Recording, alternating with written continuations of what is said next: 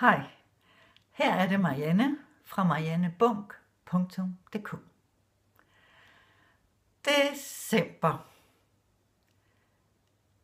Det er en tid, som for nogen er den bedste tid på året. Fuld af dejlige minder og dejlige gøremål. Og for andre en meget frustrerende tid, fordi der er mange dårlige minder. Der er mange skuffelser, skuffede forventninger og tristhed osv. Savn. Så det kan være en blandet landhandel den her december. Men uanset hvordan du har det, så tænk over, hvilken december vil du gerne have? Hvilken jul vil du gerne have? Rigtig mange tilrettelægger deres december og deres jul ud fra, hvad andre vil have dem til. Du bliver måske inviteret til noget, du ikke har lyst til. Du skal være sammen med nogle mennesker, som du ikke har det rart sammen med. Der er jo rigtig mange ting, der hiver i os her. Især i den her måned. Så prøv at stoppe op. Det er din måned. Din og din allernærmeste familie. Hvad gør dig glad? Jul handler om kærlighed. Om at være gode ved hinanden. Om at være gode ved os selv.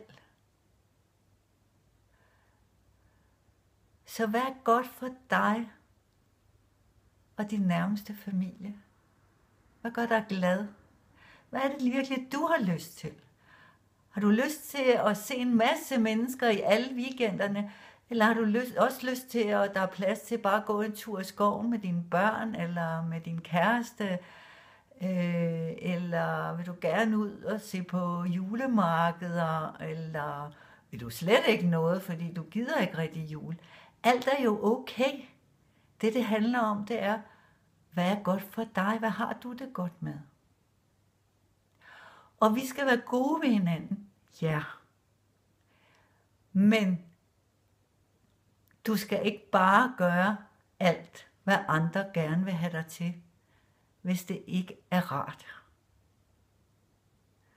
Hvis du skal på weekend med noget familie, hvor den ene er sur, og den anden skælder ud, og den tredje drikker sig fuld, og du synes, det er ubehageligt, så behøver du måske ikke komme til den weekend.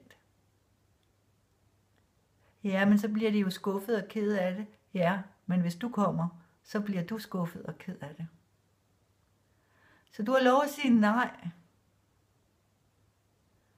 Eller du har lov til at sætte dine betingelser. Vi kan være sammen den her weekend, hvis der ikke er nogen, der drikker, for eksempel. Det kan være rigtig mange ting. Det er bare et eksempel. Så hvilken december vil du gerne have? Hvilken jul vil du gerne have? Stop op. Tag tiden til dig. Bestem, hvad du vil bruge din tid til. Hvad er godt for dig og din nærmeste familie.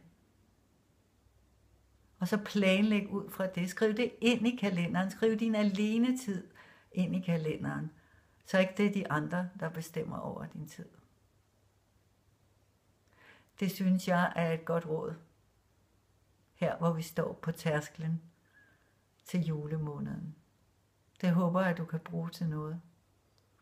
Og så have en rigtig dejlig december. Hej.